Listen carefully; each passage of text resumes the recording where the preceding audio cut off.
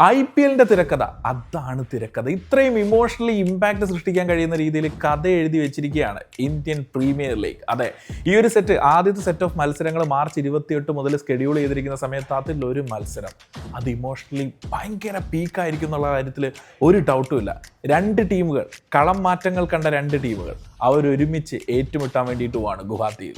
CSKയുടെ first match ഈ തവണ Rajasthan റോയൽസിനെതിരെ, രാജസ്ഥാന്റെ first match ഈ തവണ CSKക്കെതിരെ. ചെന്നൈ രാജസ്ഥാനും ഏറ്റുമുട്ടുമ്പോൾ ഇത് വെറും ഒരു മത്സരമാകില്ല. ഇത്രയും കാലം രാജസ്ഥാന്റെ ക്യാപ്റ്റനായിരുന്ന സഞ്ജു സാംസൺ ചെന്നൈക്ക് വേണ്ടിയിട്ട് മഞ്ഞ ജേഴ്സിയിൽ ആദ്യമായി കളത്തിലിറങ്ങുമ്പോൾ തൻ്റെ രാജസ്ഥാന്റെ അതേ കളത്തിലാണ് ഇറങ്ങുന്നത് എന്നുള്ളൊരു വലിയ പ്രത്യേകതയുണ്ട്. സഞ്ജു സാംസണെ നെഞ്ചിലേറ്റിയ ഓരോ രാജസ്ഥാൻ ആരാധകരും ചെന്നൈക്ക് വേണ്ടി മഞ്ഞപ്പടയായിട്ട് സഞ്ജു ഇറങ്ങുമ്പോൾ കൈയടിക്കുമായിരിക്കുമോ?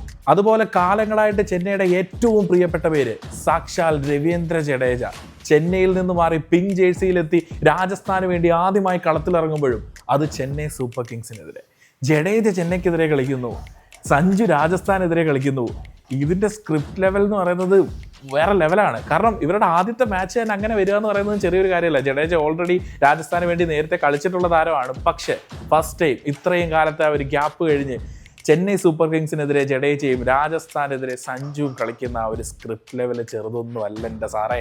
എന്തായാലും ഇരു ടീമുകളുടെയും ഈ ഒരു ഫസ്റ്റ് മാച്ച് തീ പാറും എന്നുള്ള കാര്യത്തിൽ ഒരു ഡൗട്ടും ഇല്ല. എന്തായാലും ചെന്നൈ സൂപ്പർ കിങ്സും രാജസ്ഥാനും പ്രിയപ്പെട്ടവരായിട്ടുള്ള ഒരുപാട് ആരാധകരുണ്ടെന്നറിയാം. ഈ തവണ സഞ്ജുവിനോടൊപ്പം രാജസ്ഥാനിൽ നിന്ന് ചെന്നൈയിലേക്ക് പോയിട്ടുള്ള എത്ര പേരുണ്ട്? ഒരുപാട് പേരുണ്ട്. ചെന്നൈയിലേക്ക് രാജസ്ഥാനിൽ നിന്ന് സഞ്ജുവിനൊപ്പം ചേക്കേറിയിട്ടുള്ളവരുണ്ട്. അതുപോലെ ജഡേജയ്ക്കൊപ്പം ചെന്നൈയിൽ നിന്ന് രാജസ്ഥാനിലേക്ക് പോയ ആരെങ്കിലും ഉണ്ടോ? എന്തായാലും നിങ്ങൾ ചെന്നൈക്കൊപ്പമാണോ രാജസ്ഥാനൊപ്പമാണോ?